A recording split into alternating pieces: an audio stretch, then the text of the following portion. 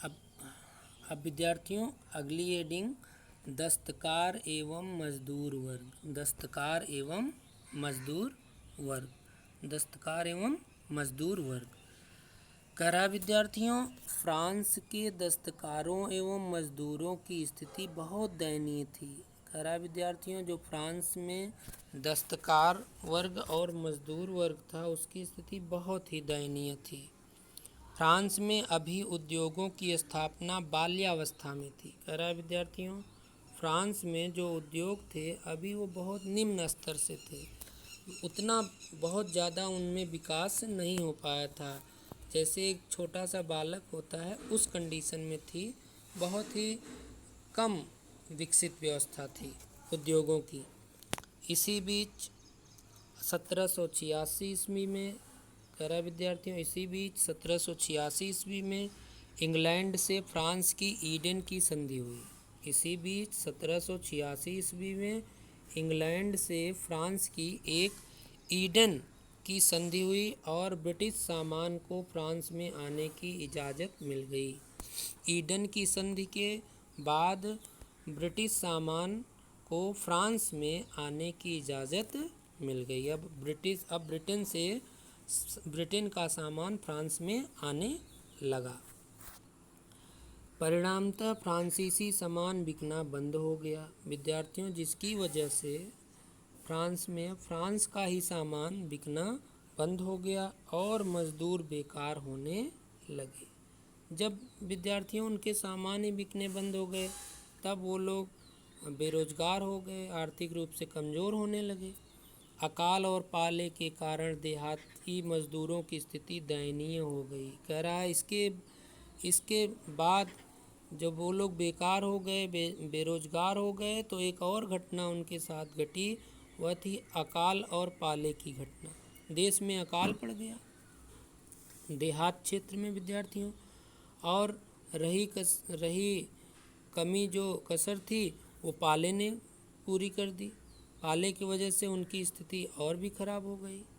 उनकी जो अनाज थे वो पैदा ही नहीं हुए, खेती ही नहीं हुई, फसल ही नहीं उगी, जिसकी वजह से वो लोग रोजी रोटी की खोज में शहर की ओर आने लगे।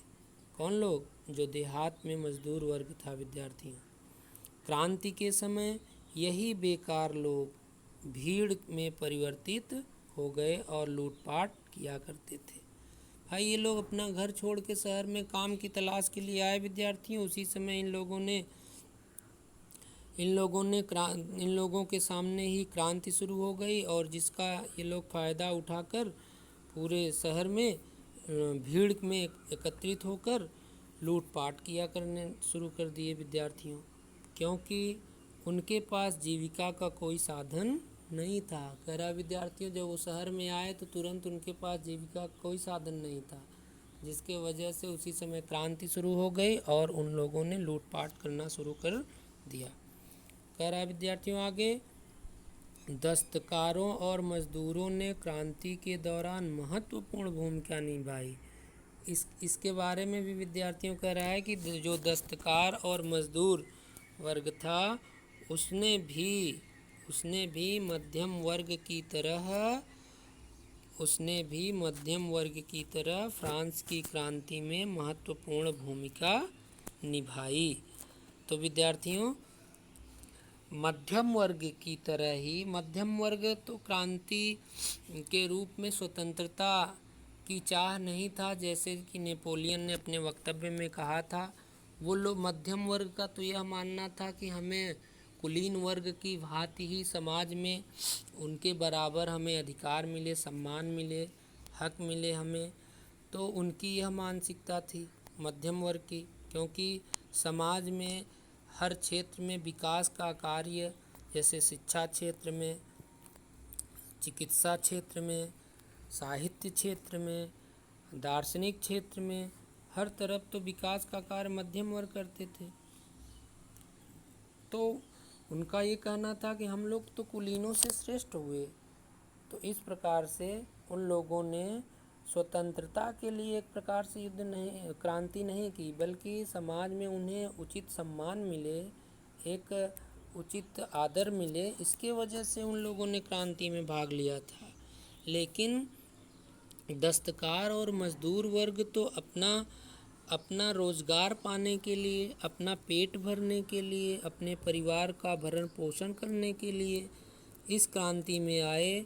और आते जैसे ही वे बेरोजगार हो गए अकाल और पाले पड़ने की वजह से, तो उन लोगों ने शहर की ओर कूच किया। और शहर में जैसे ही आए, उस समय क्रांति का माहौल था, जिसकी वजह से उन लोगों ने लूटपाट करना शुरू कर दिया। और शहर में क्रांति को अब मजबूत जन आंदोलन दिखाने के लिए भीड़ की बहुत ज़रूरत हुआ करती थी।